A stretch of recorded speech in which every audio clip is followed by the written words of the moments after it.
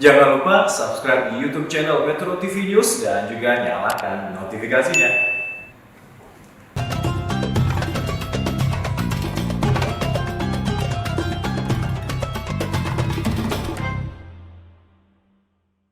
Dipersembahkan oleh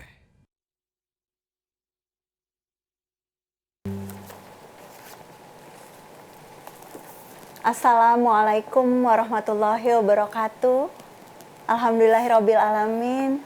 Kita bisa kembali bersama-sama hari ini di acara Tafsir Al-Misbah bersama saya Najla Shihab dan Abi Quraisy Shihab.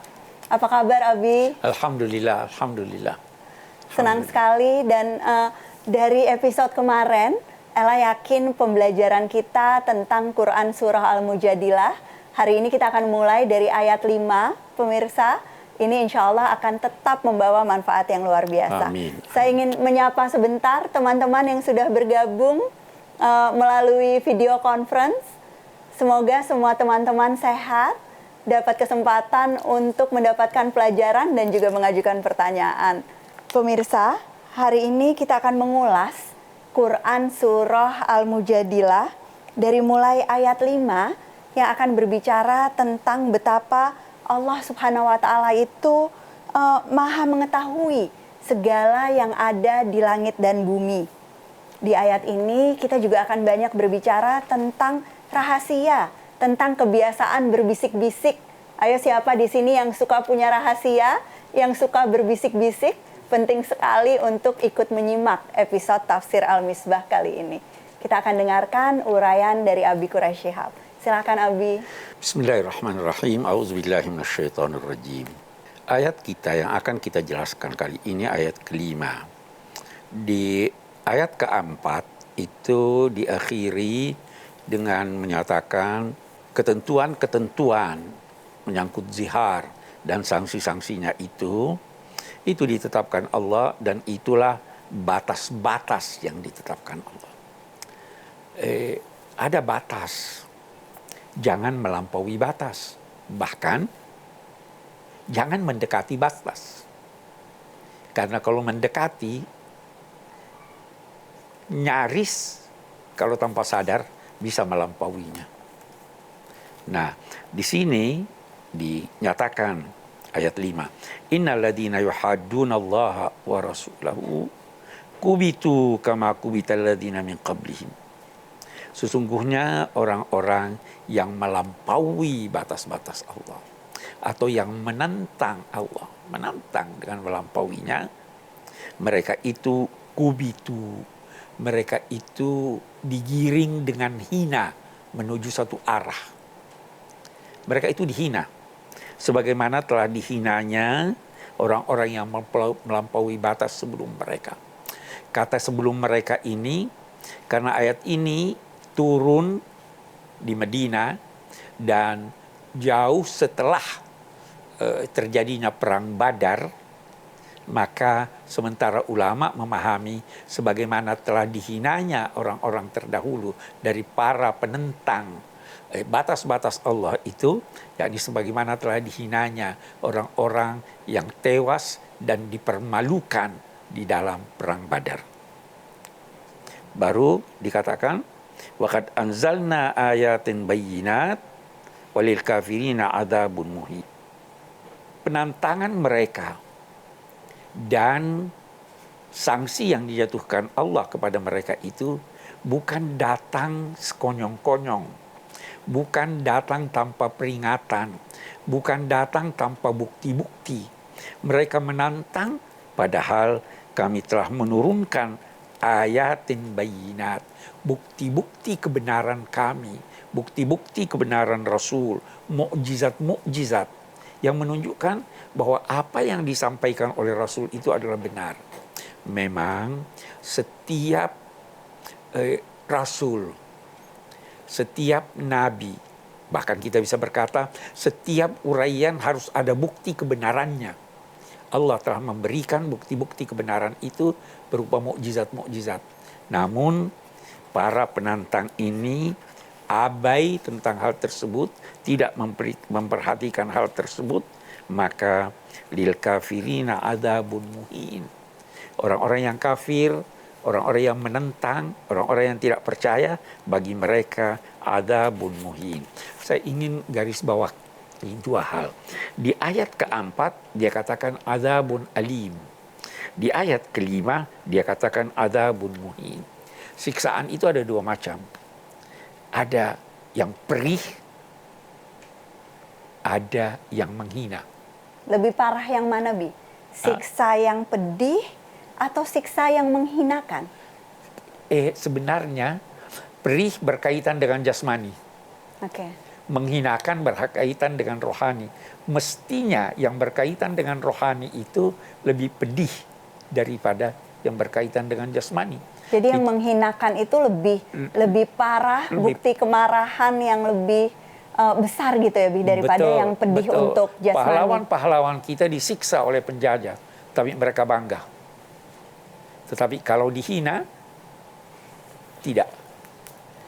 Karena itu ada ungkapan itu, lebih baik mati berkalang tanah daripada hidup bercermin bangkai, ya. Karena itu tadi. Oke. Siksaan di hari kemudian bahkan bisa jadi di dunia, ada yang alim, ada yang muhin. Baru dikatakan yauma yab'atsuhumullahu jami'a. Nanti ada suatu hari Allah akan membangkitkan semua mereka. Fayunabbi'uhum bima amilu. Lalu Allah menyampaikan kepada mereka apa yang telah mereka kerjakan. Yunabbi. Dalam bahasa Al-Quran ada istilah naba, ada istilah khabar. Bahasa Indonesia khabar, ada berita. Oke. Khabar itu berita apapun, penting atau tidak penting. Tapi kalau naba, penting. Nah, di hari kemudian, segala sesuatu Allah akan sampaikan. Dan segala sesuatu itu, walau Anda anggap di dunia ini tidak penting, di sana menjadi penting. Mengucapkan subhanallah, ringan ya. Hal ringan, hal kecil, hal yang sepertinya mudah gitu ya. Tahu di hari kemudian ada riwayat innahum la yandamuna yaumal qiyamah ala tasbihatin wahidatin lam yusabbihuha fid dunya. Orang-orang di hari kemudian akan menyesal kenapa ada waktu di mana dia bisa mengucapkan subhanallah tapi dia tidak mengucapkannya. Jadi hal yang sepertinya ringan itu sebetulnya timbangannya bisa berat gitu bisa ya, Bi, berat, di hari kemudian. Bisa berat.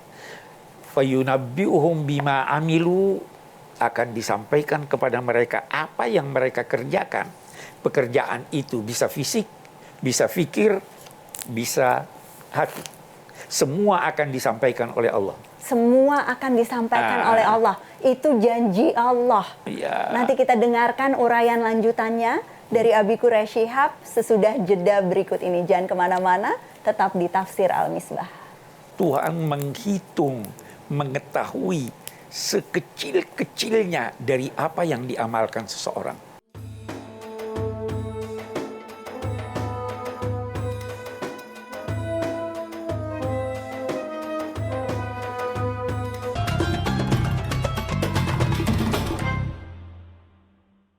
Dipersembahkan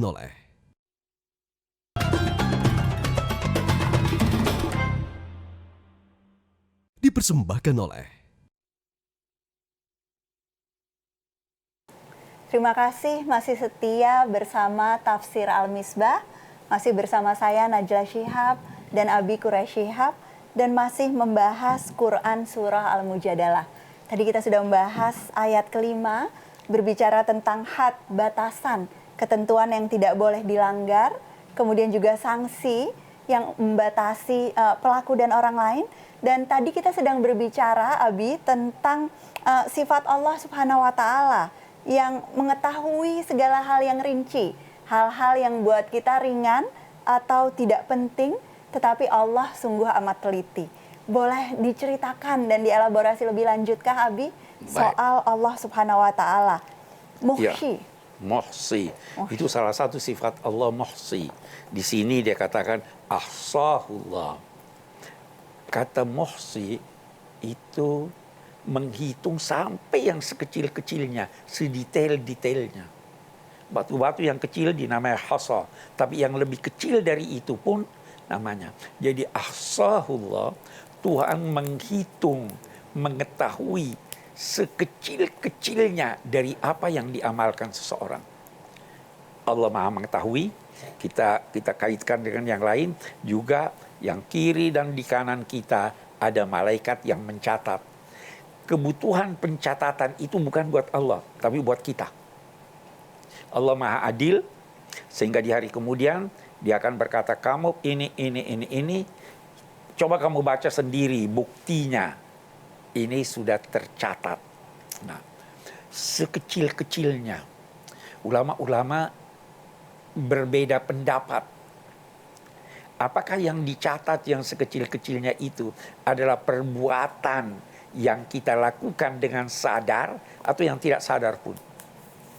Ada ulama berkata pokoknya semua bisa diilustrasikan, tercatat, walaupun suara kecil yang Anda ucapkan. Sementara ulama berkata keluhan ketika Anda sakit pun tercatat. Jadi persis direcord. Semuanya. Semua. Di hari kemudian setiap orang akan diberikan kitab catatan amalnya. Dan ada yang berkata, ma li hadzal kitab la yughadiru saghiratan wala kabiratan illa ahsaha. Kenapa bisa kitab ini mencatat yang kecil maupun yang besar? Tidak ada yang kecil, tidak ada yang besar kecuali dicatatnya. Semua tercatat. Beruntung kita, kemurahan Allah. Kalau Anda berniat baik, sebelum Anda kerjakan, sudah dicatat oleh malaikat sebelah kanan. Kalau Anda berniat buruk, belum dikerjakan, baru niat, atau belum diwujudkan ke permukaan, maka ini belum mencatat. Malaikat yang sebelah kanan berkata, jangan dulu, kita lihat. Itu kemurahan Allah subhanahu wa ta'ala. Tetapi semua dicatat setelah dilakukan oleh pikiran, oleh hati, apalagi oleh... Wallahu ala kulli syai'in syahid. Allah maha menyaksikan segala sesuatu. Allah maha menyaksikan. Saksi itu bukan cuma melihat dengan mata kepala. Kalau manusia, saksi juga melihat dengan pikiran. Jadi kalau Allah syahid, bukan sekedar menyaksikan, tetapi juga mengetahui sampai detail-detailnya. Karena begitulah seorang saksi bagi kita. Dan kita tidak membandingkan Allah dengan manusia, tetapi kita mengilustrasikan untuk mendekatkan pemahaman kita terhadap kesaksian Allah itu.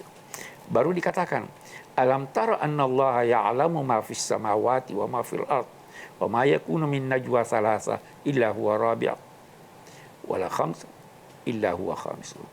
Tidakkah engkau, siapapun engkau, melihat, mengetahui pengetahuan yang jelas bahwa Allah mengetahui apa yang di langit dan di bumi. Kita lihat ya'lamu. Ya'lamu itu present tense, fi'il mudhari', menunjukkan keadaan masa kini dan terus-menerus berlanjut. Ya kan? Jadi Allah mengetahui sekarang dan mengetahui secara bersinambung apapun yang terdapat di langit dan di bumi. Kalau di sini ya'lamu, nanti ada menggunakan kata past tense. Jadi ilmu Allah itu, dia mengetahui sebelum terjadinya sesuatu, saat terjadinya, dan sesudah terjadinya. Dia mengetahui prosesnya sampai akhir. Itu bedanya dengan ilmu manusia. Betul. Kita tahu setelah terjadi. Kita bisa prediksi apa yang terjadi, tapi belum tentu. Baru dikatakan, ma yakunu min najwa thalatha illa huwa rabi'uhum. Kita terangkan dua arti najwa. Najwa itu terambil dari akar kata yang berarti posisi yang tinggi. Yang dimaksud di sini pembicaraan rahasia. Kenapa pembicaraan rahasia dianggap dinamai najwa di posisi yang tinggi? Karena posisi yang tinggi itu tidak mudah dijangkau orang. Jadi terlindungi gitu ya, Bi, kalau posisi yang tinggi. terbatasi. Tidak semua Terbatasi. orang mendengar, sehingga menjadilah najwa itu pembicaraan rahasia. Nah, pembicaraan rahasia ini bisa antara diri Anda dengan Anda. Itulah bisikan hati. Bisa antara diri Anda dengan orang lain. Maka Allah di sini menyatakan tidak ada suatu pembicaraan rahasia antara 3 orang kecuali dia yang menjadi keempatnya. Tidak ada 5 orang kecuali dia menjadi keenamnya. Ulama-ulama bahas, kenapa yang disebut mulai 3? Kenapa tidak mulai 2? Ada yang menjawab, Tuhan itu senang yang ganjil. Oke. Innallaha witrun. Yang kedua ada yang menjawab 3 itu adalah lambang banyak. Tidak mungkin ada pembicaraan antara satu orang dengan orang lain kalau dia ingin merahasiakannya kepada orang lain. Jadi dimulai dengan 3. Kecuali Allah yang menjadi keempatnya. Tidak 5 kecuali Allah yang menjadi keenamnya. Demikian seterusnya. Tidak yang lebih kurang dari itu, yang lebih kurang dari 3, 2. Ya kan? Tidak juga lebih banyak dari 6. Tidak demikian kecuali Allah bersama mereka. Ma'ahum. Ini ulama bahas apa arti Allah bersama. Kebersamaan Allah itu ada 2 macam. Kebersamaan dengan pengetahuannya. Yang kedua, kebersamaan dengan pengetahuan dan dukungannya. Oke. Anda berdua mau rahasia, Allah tahu.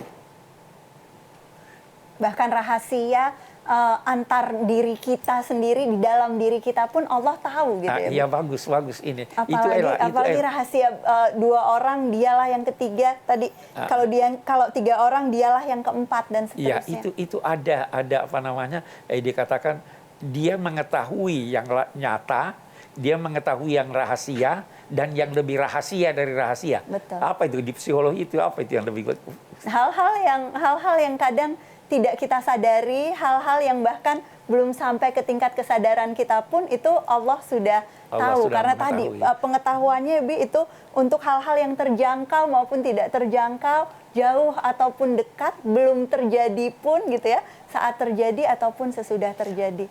Iya, bagus. Itu juga begitu juga dikatakan. Jadi bisa jadi ada seorang mengerjakan sesuatu, dia sudah lupa. Tapi betul. Allah masih tahu itu ya. Jadi yang lebih rahasia dari rahasia pun Allah tahu. Illa huwa ma'ahum aina makanu, dimanapun mereka itu. Dimanapun kita berada, Allah bersama kita.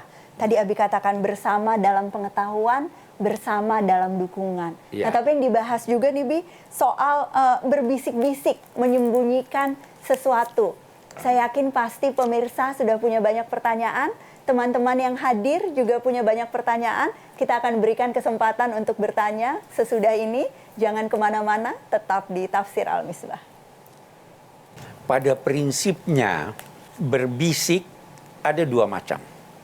Ada yang terlarang, ada yang bahkan boleh jadi wajib.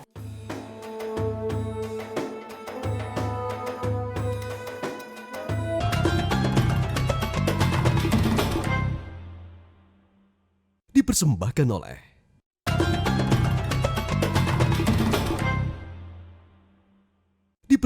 oleh Masih di acara Tafsir Al-Misbah bersama saya Najla Shihab dan Abi Quraish Shihab, dan masih membahas tentang Quran surah Al-Mujadilah. Tadi kita bahas tentang kebersamaan Allah, kita membahas tentang bagaimana Allah mengetahui segala sesuatu, termasuk pada saat kita sedang berbisik-bisik membicarakan sesuatu yang rahasia gitu ya, dalam tanda kutip. Ella ingin kasih kesempatan untuk teman-teman dulu untuk bertanya ya, Abi. Silahkan teman-teman yang ikut hadir.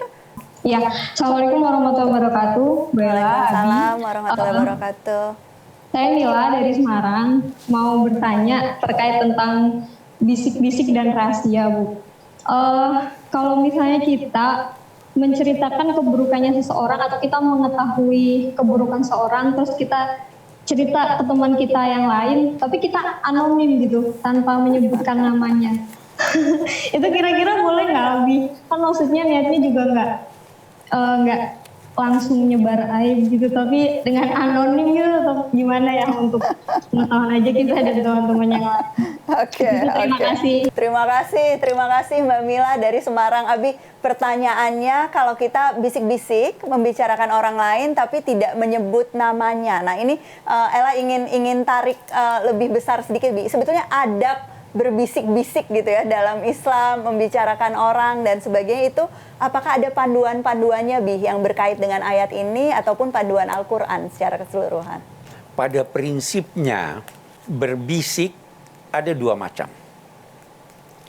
Ada yang terlarang, ada yang bahkan boleh jadi wajib. Okay. Kalau ada satu rahasia yang Anda ingin bicarakan dengan orang lain, sedangkan ada orang lain yang dikhawatirkan bila mengetahui rahasia itu akan membahayakan dan sebagainya, maka Anda boleh berbisik. Hanya agama berkata, kalau ada 3 orang, maka jangan berbisik di hadapan yang 3. Kita izin, maaf, saya ke sana. Nah, karena kalau berbisik di hadapan yang ketiga dan Anda tidak melibatkannya, maka bisa tersinggung perasaan yang ketiga ini. Itu sebabnya yang ketiga juga jangan mau masuk, mau ikut tahu. Allah berfirman dalam sebuah hadis qudsi bahwa siapa yang berbisik antara 2 orang dan ada 1 orang yang tidak dilibatkan, maka ana anisuhu, ana jalisuhu. Saya menjadi temannya. Ella inget nih waktu Ella kecil datang ngadu sama Abi, ada yang lagi bisik-bisik kayaknya ngomongin gitu ya. Ella jadi orang ketiga di situ dan Abi cerita soal hadis qudsi ini. Allah bersama kita itu artinya kita diingatkan untuk berzikir gitu ya, Bia? Ya, betul. Untuk ada mengingat bahwa kalaupun kita tidak terlibat dalam percakapan itu, kita sebetulnya bisa bercakap-cakap karena sedang ditemani oleh Allah. Allah gitu ya. Subhanahu wa Ta'ala. Itu betul-betul menghibur, Bi, waktu itu ceritanya Abi buat teman-teman yang tidak dilibatkan gitu ya dalam sebuah pembicaraan rahasia, daripada berprasangka, mari kita berzikir, kira-kira gitu. Ya, berzikir. Jadi kita berdialog dengan Allah. Ada bisik-bisik yang terlarang. Anda bertanya, tidak sebut namanya, tapi kan membicarakan keburukan orang. Karena biasanya yang dibisik-bisik itu keburukan orang. Kalau kebaikannya, sayang kebaikannya tidak diberitakan orang. Jadi itu yang terlarang. Jadi berbisik, janganlah berbisik. Nah, tapi ada najwa, bisikan yang dibenarkan oleh agama, bahkan dianjurkan oleh agama. Ada seorang kikir, Anda bisik-bisik pada dia, sedekahlah, inilah, itu dianjurkan oleh agama. Bisik-bisik untuk islah antara 2 orang. Datang sini bisik begini, datang ke sana bisik ini untuk itu dibenarkan. Tapi yang buruk-buruk hindarilah bisik-bisik itu. Nah, teman-teman, apakah masih ada pertanyaan lain dari teman-teman berkait dengan topik kita hari ini di Tafsir Al-Misbah? Silahkan. Assalamualaikum warahmatullahi wabarakatuh. Waalaikumsalam warahmatullahi wabarakatuh. Abi Quraisy, saya Muhammad Muzaki dari Boyolali mau menanyakan tentang cara atau adab menegur seseorang atau mengingatkan seseorang. Adab yang diajarkan Al-Quran ketika kita mau mengingatkan seseorang secara langsung di hadapannya. Kemudian sampai batas mana kerasnya peringatan itu. Terima kasih Pak Muzaki. Ini penting nih, Bi. Tadi Abi sampaikan kan boleh berbisik untuk mengingatkan seseorang, tapi ada batasannya kah? Ada panduannya kah? Sampai seberapa keras, sampai mungkin seberapa sering gitu ya adab kita pada saat kita mencoba memberikan peringatan kepada teman kita dalam konteks berbisik-bisik dengan dia? Tentu setiap situasi, setiap mitra bisa berbeda antara satu dengan yang lain. Nah, tetapi prinsipnya memberi peringatan itu, kalau Anda mau menasehati orang, carilah waktu yang tepat, tempat yang tepat, dan sentuhlah hatinya Betul. serta pikirannya. Itu yang dinamai wa'az. Wa'az itu ucapan-ucapan yang menyentuh hati. Jangan pernah menegur dengan kasar. Nabi SAW secara terang-terangan itu beliau hanya menyinggung dari jauh. Kenapa ada orang yang begini ya? Kenapa ada orang yang begitu?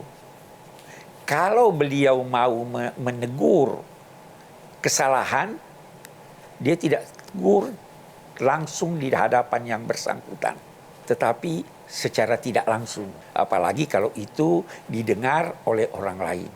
Kalau Anda mau diterima nasihat Anda, lemah lembutlah, bersahabatlah, dan lain-lain sebagainya. Betul. Saya kira itu ya. Ella baru tahu nih Bi, jadi Nabi pun itu jarang menasehati langsung gitu ya Bi. Jadi Tidak. lewat kalau di psikologi Bi ada dua tipsnya. Katanya yang penting itu seringkali bukan nasihat yang sepertinya menggurui, tetapi refleksi pengalaman. Jadi kita seringkali juga bisa menceritakan pengalaman kita, termasuk soal kita yang nggak sempurna, kita yang mungkin melakukan sesuatu yang salah, dan itu kemudian menjadi pelajaran yang juga secara tidak langsung mengingatkan teman kita. Betul. Yang kedua, mengatakan kebutuhan kita. Jadi pakai I message, Bi, bukan you message. Jadi bukan menuduh, bukan menyerang, tetapi menunjukkan empati kepada siapapun yang sebetulnya sedang kita berikan kritik. Nah, mudah-mudahan ini juga bisa dipraktekkan ya, Mas Muzaki dan juga teman-teman semua. Insya Allah kita akan kembali segera sesudah jeda ini. Jangan kemana-mana dulu, tetap di Tafsir Al-Misbah. Kita harus sadar bahwa Allah tahu. Dia bersama kita.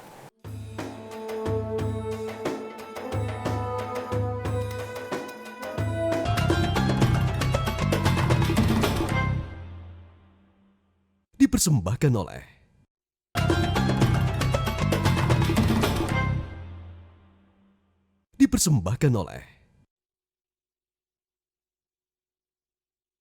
Masih di Tafsir Al-Misbah, pemirsa, masih membahas pesan-pesan dari Al-Quran dan kesan-kesan serta keserasian ayat-ayat Al-Quran. Abi, Ella ingin kembali tadi ke uraian Abi tentang kebersamaan Allah bersama kita. Ya. Tadi katanya ada kebersamaan dalam pengetahuan, ada kebersamaan dalam dukungan. Mohon dijelaskan, Bi, lebih dalam tentang hal ini. Iya. Jadi Allah Subhanahu wa Ta'ala bersama seluruh makhluk, bersama manusia, bersama segalanya. Kebersamaan ini berarti pengetahuannya. Allah tahu semua. Tetapi ada lagi, dia tahu plus mendukung. Kebersamaan Allah dalam arti pengetahuannya kepada semua makhluk itu kepada semua tanpa kecuali. Tapi kebersamaannya dengan dukungan itu terhadap orang-orang yang dekat kepadanya, terhadap orang-orang yang beriman. Ketika Nabi SAW dalam Gua Hira berkata kepada Sayyidina Abu Bakar, "La tahzan innallaha ma'ana." Jangan takut, jangan sedih. Allah bersama kita.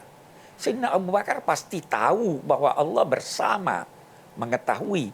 Nah, pengetahuan Allah tentang keadaan beliau di sana, keadaan Sayyidina Abu Bakar di sana, itu dilanjutkan dengan dukungan sehingga pengetahuannya di sini diikuti dengan dukungannya. Ini sebenarnya agama itu ingin menanamkan bahwa setiap saat Allah mengetahui. Dulu ada kisah Sayyidina Umar di padang pasir menemui seorang anak pengembala kambing. Beliau ingin menguji anak ini. Beliau berkata, "Seekor kambingmu saya beli untuk kita makan bersama."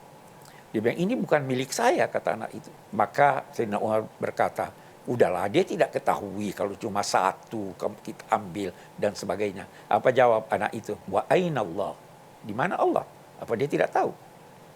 Jadi kesadaran akan pengetahuan Allah itulah yang menjadi pengawasan yang melekat pada diri setiap orang. Betul. Kita harus sadar bahwa Allah tahu. Dia bersama kita. Itu sebabnya kita disuruh setiap memulai pekerjaan baca bismillah. Salah satu maknanya itu bersama Allah saya melakukan pekerjaan ini. Dan ini juga sebetulnya jadi kaitan antar ayatnya terlihat ya Bi, tentang batasan tadi yang dibahas di ayat 5 gitu ya. Iya. Kita membatasi diri karena kesadaran akan sifat Allah yang maha teliti, yang maha tahu tentang Maha tahu, ini. betul. Luar biasa kaitan Iya. antar ayat-ayat di Al-Quran. Iya. Terima kasih Abi. Teman-teman, saya ingin kasih kesempatan satu penanya lagi untuk segmen kali ini. Apakah ada di antara yang hadir dan ikut belajar bersama ingin mengutarakan mungkin masalah yang dialami atau prakteknya sehari-hari? Silahkan Ibu atau Bapak. Assalamualaikum, saya Ali Fitriana dari Banyuwangi, ingin menanyakan tentang rahasia. Tentang rahasia. Ya, jika ada keburukan seseorang yang sudah menjadi rahasia umum, banyak orang membicarakannya, kemudian kita ikut menyebarkannya kepada orang yang belum pernah mendengar, apakah kita bisa dicatat berdosa karena menyebarkan kepada orang yang belum tahu itu? Iya. Terima kasih Mas Ali dari Banyuwangi. Indah ya Banyuwangi. Sayang kita belum bisa jalan-jalan ke sana nih, Bi. Terima kasih Mas Ali. Tadi soal rahasia umum, Abi. Jadi sebetulnya sudah banyak yang tahu, tapi kita ikut menceritakan. Apakah kita termasuk yang berdosa atau mungkin nggak kecipratan dosanya, Bi, karena toh sudah terlanjur dibahas oleh umum. Iya, itu ada, Allah melarang kita menyebut keburukan orang lain, walaupun keburukan itu walaupun keburukan itu sudah diketahui oleh orang lain, tapi ada pengecualian. Oke. Saya tidak ingat persis, saya kira paling tidak ada 5 yang terbayang dalam benak saya sekarang. Yang pertama, Anda boleh menyebutkan keburukan orang lain dalam rangka bertanya fatwa. Oke. Anda boleh menyebutkan keburukan orang lain kalau ada orang yang bertanya pada Anda dan dia sangat membutuhkan jawabannya. Seorang datang pada Anda bertanya, bagaimana si A, dia melamar anak saya. Anda boleh menyebutkan. Karena tetapi itu situasi yang penting gitu ya, Bi. Sekedar. Anda boleh menyebutkan nama keburukan seseorang yang ia tidak dapat dikenal kecuali dengan menyebut keburukan atau aibnya. Si A datang, siapa itu? Oh, A yang buta. Atau Anda boleh menyebutkan keburukan seseorang kalau keburukan itu ini yang berkaitan dengan pertanyaan Anda. Kalau keburukan itu telah diketahui umum dan dia tidak malu untuk melakukannya. Ada seorang peminum, berbangga bahwa dia peminum. Anda berkata dia itu peminum. Itu Anda tidak berdosa. Karena memang dia sudah diketahui umum dan dia melakukan hal itu. Jadi dianya pun tidak menyembunyikan. Ya, Anda boleh menyebut keburukan seseorang bila Anda menyampaikannya kepada yang berwajib. Agar supaya keburukannya, dosanya tidak berlanjut dan agar supaya dia terhenti dari perbuatan itu atau tidak berdampak buruk pada orang lain. Itu sebab-sebab. Tetapi itu semuanya disampaikan dalam kadar yang dibutuhkan saja. Jangan telanjangi orang. Betul.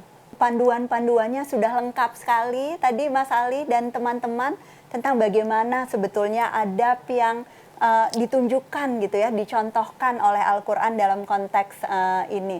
Kita akan kembali sesudah jeda berikut ini. Masih akan ada banyak sekali pengalaman-pengalaman, hikmah dan pelajaran dari tafsir Al-Misbah. Jangan kemana-mana. Kalaupun itu kebenaran, untuk apa kita menyebarkan pertentangan dan perselisihan orang?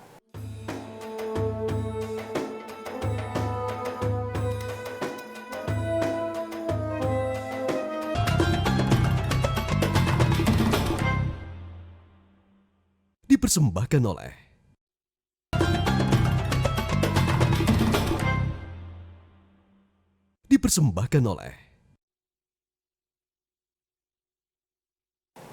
Masih di Tafsir Al-Misbah, teman-teman. Insya Allah banyak pelajaran yang sudah kita dapatkan. Tadi Abi Quraisy bercerita soal pengalaman-pengalaman termasuk di masa kenabian dari Sayyidina Abu Bakar radhiyallahu anhu, dari Sayyidina Umar radhiyallahu anhu, dan mudah-mudahan bisa terus kita kaitkan dengan pengalaman kita sekarang. Ella masih ada pertanyaan nih Bi, soal rahasia tadi, soal berbisik-bisik. Kan jelas dari uraian Abi tadi tujuannya adalah menghindari prasangka gitu ya. Hanya dibolehkan untuk hal-hal yang berkait dengan kebaikan. Nah, gimana kalau posisinya itu Bi, kita diajak atau kita sebetulnya tidak terlibat dalam bisik-bisik pembicaraan tentang orang lain ini? Apakah ikut dosa? Apakah kita harus menghentikan atau apa yang harus dilakukan kalau Ella atau teman-teman yang lain ada dalam situasi ini? Dan saya tahu ini sering kita alami ya teman-teman sehari-hari. Berbicara, menguraikan, hadir dalam suatu pembicaraan yang tidak direstui agama itu terlarang. Walaupun bukan Anda yang berbicara.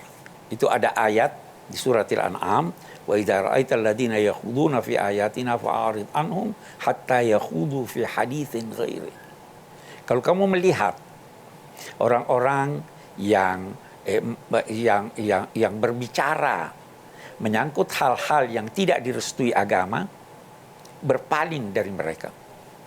Tinggalkan mereka sampai mereka itu berbicara menyangkut hal-hal yang dibenarkan agama. Jadi kalau ada orang berbisik-bisik, apalagi bisikan-bisikan yang bertentangan dengan tuntunan agama, tinggalkan. Sekarang boleh jadi ini yang banyak terjadi melalui media sosial, Bi. Media sosial. Tinggalkan itu, tidak usah berkomentar. Jangan malah manas-manasin ya, Abi. Kita Jangan kadang-kadang manas-manasin, bahkan jangan menyebarluaskan hoax itu. Betul. Karena Anda terlibat, walaupun Anda hanya mengcopy.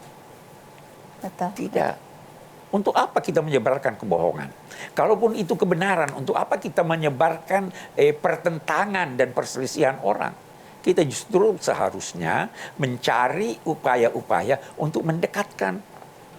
Betul. Jadi itu perkembangan dari ini. Ya. Iya, itu salah satu kesimpulan yang tampaknya sangat penting ya, Bi, soal pembahasan surah Al-Mujadilah ayat 5-7 ini. Ada kesimpulan-kesimpulan lainkah, Abi, yang penting kita catat bersama-sama dan tentu kita praktekkan bersama? Saya kira yang kita ingin catat bahwa perlu kesadaran tentang kehadiran Tuhan.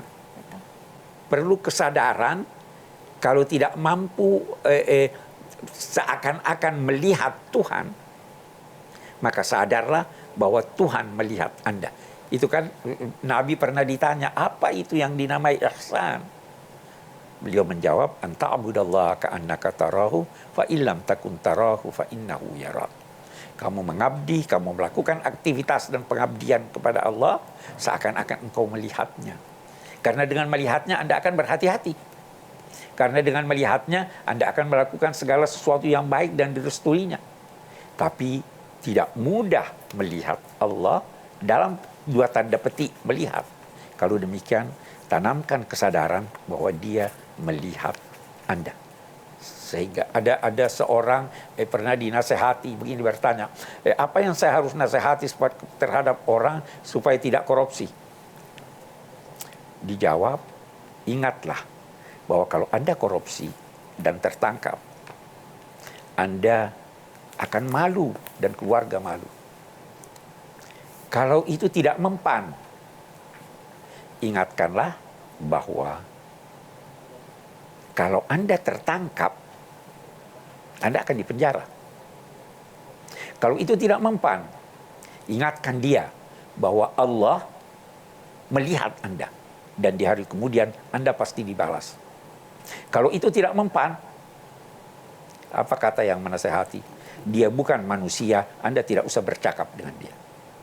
Jadi tingkat awal dan tingkat terakhir itu kesadaran bahwa Allah bersama. Dia ada di samping saya. Wa ma'akum aina ma kuntum, dimanapun. Walaupun Anda berada sendirian. Karena itu dalam akhlak Islam, dituntut akhlak itu bukan hanya ketika Anda bersama orang lain.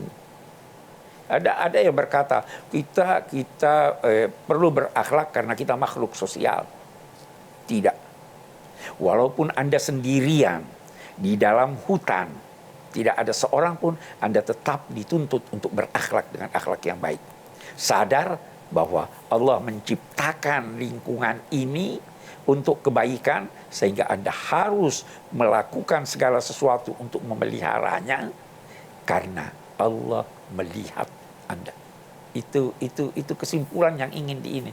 Sadarlah bahwa Allah bersama Anda. Allah bersama kita. Nah, Semoga Allah ini mendukung terus Anda mendukung kita. sehingga kalau Anda dalam kesulitan, Dia akan dukung. Tetapi jangan mengharapkan terbitnya matahari di tengah malam. Perlu Penantian usaha, Anda. perlu akhlak yang baik kepada diri kita sendiri, bahkan pada saat kita sendiri, dan akhlak yang baik kepada semua makhluk Allah. Semua Begitu ya, Bi? makhluk Allah. Insya Allah ini jadi hikmahnya, teman-teman. Terima kasih semua yang sudah ikut belajar. Terima kasih semua yang sudah ikut menyaksikan Tafsir Al-Misbah hari ini. Semoga banyak yang bisa kita praktekkan. Semoga kita terhindar dari siksa yang pedih dan yang menghinakan seperti yang disampaikan oleh ayat-ayat ini. Sampai jumpa lagi esok, tetap di Metro TV, Tafsir Al-Misbah bersama Abi Quraish Shihab. Assalamualaikum warahmatullahi wabarakatuh. Waalaikumsalam.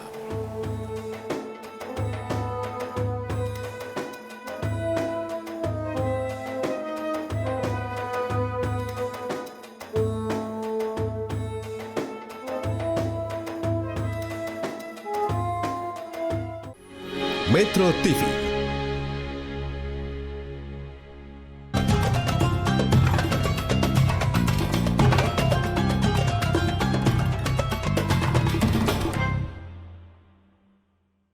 Dipersembahkan oleh